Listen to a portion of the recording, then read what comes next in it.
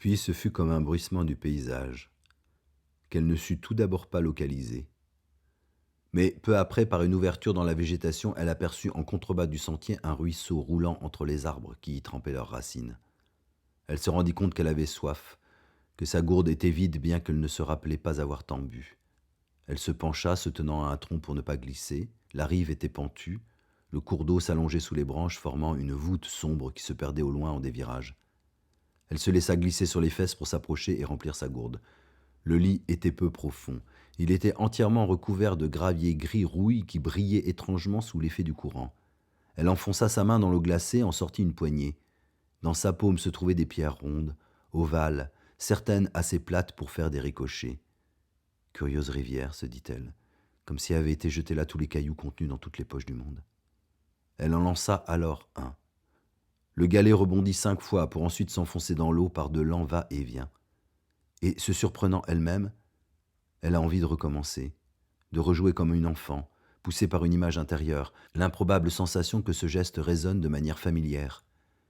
Elle lance, à nouveau, 4 rebonds, à nouveau, 7 rebonds, à nouveau, elle lance encore et encore. Elle a alors 6 ans. Et le souvenir de l'enfance est présent à elle. Non pas une apparition, non, mais le présent simple et spontané. Et elle plongée tout entière dans un instant du passé, chaque vibration de son corps vibrant de nouveau au rythme de ce moment où, petite fille, debout au bord d'un ruisseau de montagne, à faire des ricochets, elle a soudain pris une grande inspiration en regardant le paysage autour d'elle.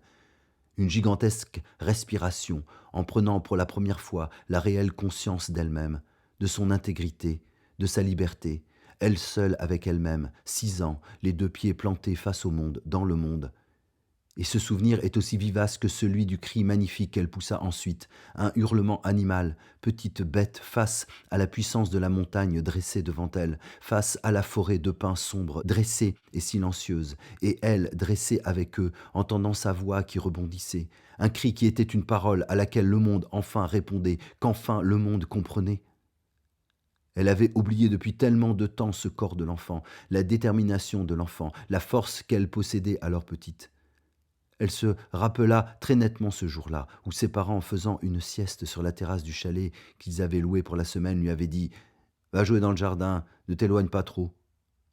Alors, elle était allée jouer dans le jardin, un peu plus loin que le jardin, au-delà du jardin en fait, parce qu'elle avait bien repéré que le jardin n'était qu'une étendue d'herbe sans aucun intérêt, tondue de près, et qu'il n'y avait là qu'à s'asseoir le menton dans les mains en attendant que ça passe, alors que plus loin, au-delà, il y avait cette ligne d'arbres, ce creux derrière dont elle s'était approchée, vérifiant dans un dernier coup d'œil en arrière que ses parents étaient assoupis, si raisonnables.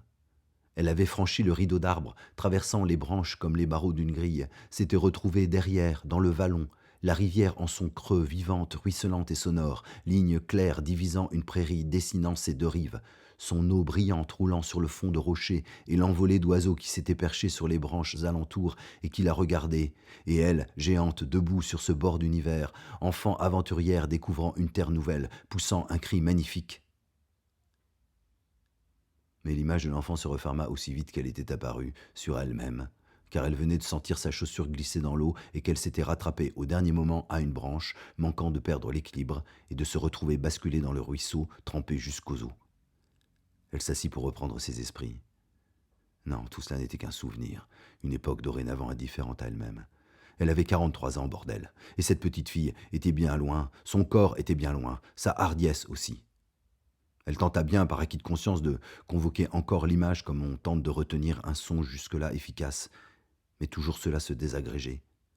Elle avait 43 ans, les mains glacées, mal aux pieds et au dos. Elle était autre chose. Elle n'était plus du tout cette gamine, aussi émouvante fût-elle.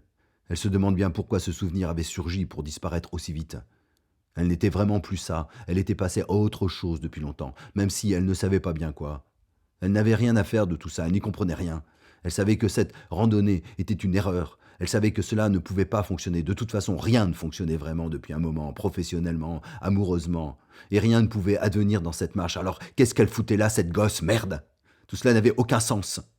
Et puis, on ne retrouve pas son chemin avec des cailloux. Cela ne fait que déformer les poches. Elle relâche alors la poignée de pierre, cela fait un crépitement et elle se met à pousser un cri nouveau, un cri de 43 ans gardé bien longtemps au fond, bien au fond. Un cri face à tout ce qu'elle n'arrive pas à faire, face à cette gosse dont elle ne sait que faire, face à ce ruisseau, à la nature, face aux bêtes imbéciles qui se planquent en permanence et elle hurle: Vous me faites, mais vous me faites vraiment tous chier!» Et ils auront beau dire tous autant qu'ils sont les autres, quand elle rentrera, elle sait pertinemment qu'il ne sera rien arrivé pendant cette randonnée. Dès qu'elle aura atteint le gîte d'étape, elle appellera un taxi. Point final.